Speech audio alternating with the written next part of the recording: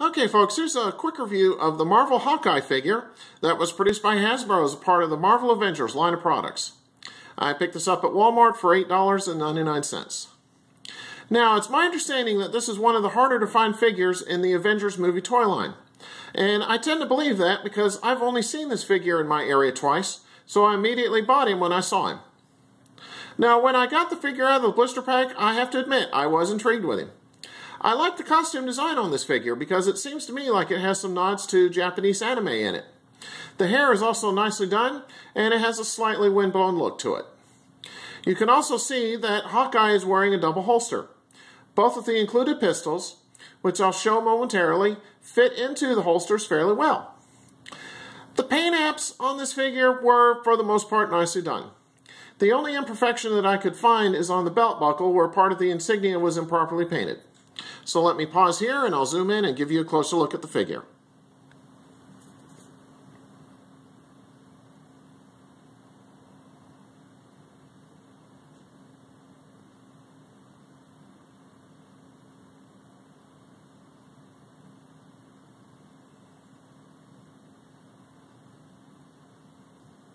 Okay.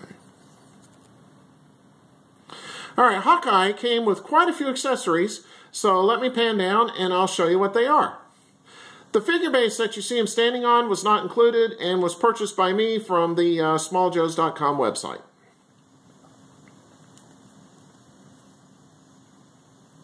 Okay, first up, he came with these three guns that are in proportion to the figure's scale size.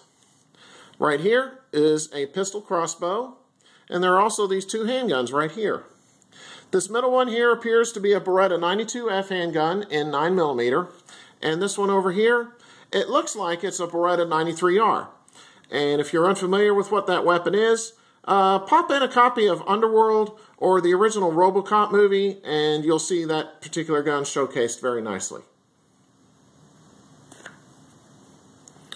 Okay, next up, he came with this big missile launcher accessory with these three different color projectiles. The launcher, it can only hold and fire one missile at a time, and I'll show you what the action looks like. And as you can see, it fires pretty well. But again, I'm really not sure why. Put this in here for you.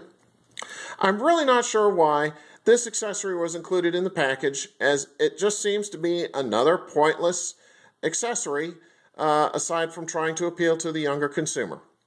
And as you can see, it's really out of proportion to the figure's scale size.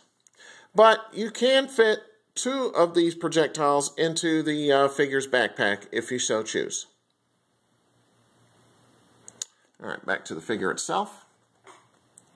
What I'll do now is a quick 360 of the figure and let you see what he looks like from all sides.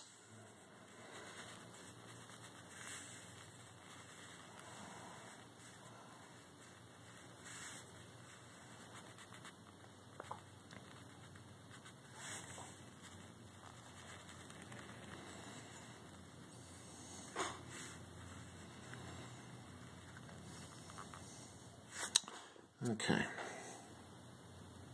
So overall, this isn't a bad looking figure.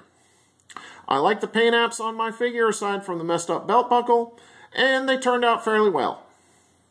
I like the look of this figure from a sculpting standpoint too, but the only complaint that I have is the inclusion of that oversized missile launcher, which I feel was completely unnecessary. But if you can get past that, I have to give this figure a good recommendation. Alright, so on that note, take care and stay tuned for my next review. Have a good one.